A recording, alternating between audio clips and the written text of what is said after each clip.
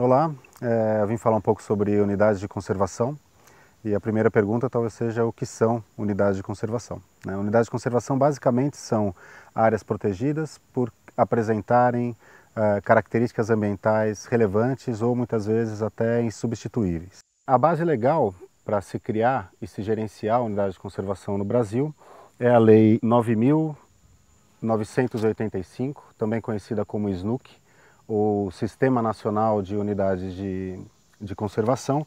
Essa lei ela é de 2000 e foi então posteriormente regulamentada por uma série de decretos e também estendida aos estados e municípios. Então, além do Sistema Nacional de Unidades de Conservação, nós vamos ter aí os sistemas estaduais e os sistemas municipais de unidades de conservação.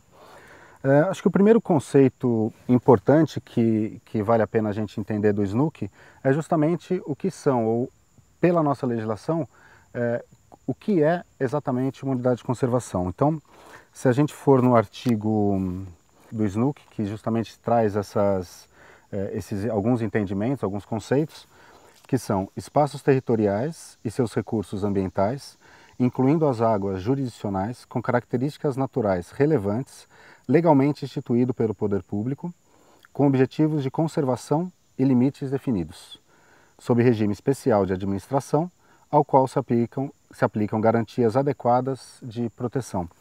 Então, um conceito importante da gente entender aqui, e que difere de alguns conceitos internacionais de unidade de conservação, é justamente que, no Brasil, para que uma área seja reconhecida como unidade de conservação, ela precisa ser legalmente instituída pelo poder público. Dentre as categorias de unidade de conservação, apenas uma, que é denominada de RPPN, ou Reserva Particular do Patrimônio Natural, apenas esta categoria pode ser criada por interesse de um proprietário privado, né? Seja ele uma empresa ou uma pessoa física detentora de uma área natural. Conservação da natureza, então, segundo o SNUC, é o manejo do uso humano pela natureza, compreendendo a preservação, a manutenção, a utilização sustentável, a restauração e a recuperação do ambiente natural, para que possa produzir o maior benefício em bases sustentáveis às atuais gerações, mantendo seu potencial de satisfazer as necessidades e aspirações das gerações futuras, e garantindo a sobrevivência dos seres vivos em geral.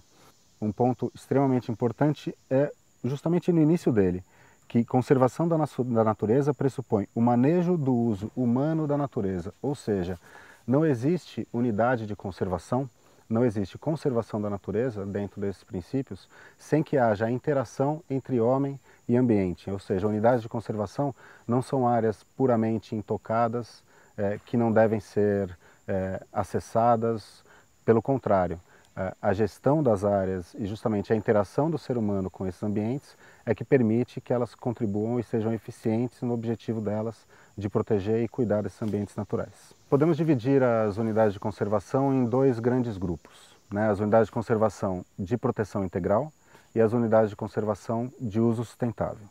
Basicamente, o que difere esses dois grandes grupos é que nas unidades de conservação de proteção integral só é permitido o uso indireto dos recursos naturais. Ou seja, a gente está falando de atividades como pesquisa científica e ecoturismo, que tem o ambiente natural como palco de suas atividades.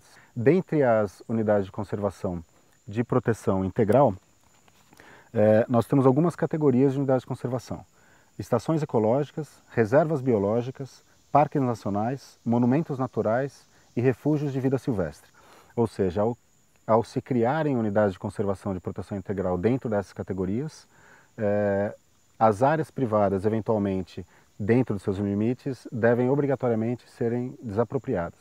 Dentro do grupo de unidades de conservação de uso sustentável, é permitido, então, o uso ou o manejo sustentável de espécies nativas da floresta, sejam elas madeireiras, em algumas categorias dessas unidades de conservação, ou não madeireiras. Quais são, então, efetivamente, os benefícios que trazem a criação ou que trazem as unidades de conservação? Alguns benefícios são bem diretos e, por isso, são mais facilmente mensuráveis. E aí tem um trabalho bastante interessante desenvolvido em 2011 pelo Ministério do Meio Ambiente, que é justamente a contribuição das unidades de conservação brasileiras para a economia nacional. para que esses benefícios eles sejam, tanto os diretos quanto indiretos, eles sejam efetivamente alcançados, não basta apenas se criar unidade de conservação. E aí a gente volta para aquele primeiro conceito de conservação da natureza que pressupõe a interação das pessoas com o ambiente. Então é muito importante que as unidades de conservação elas saiam do papel.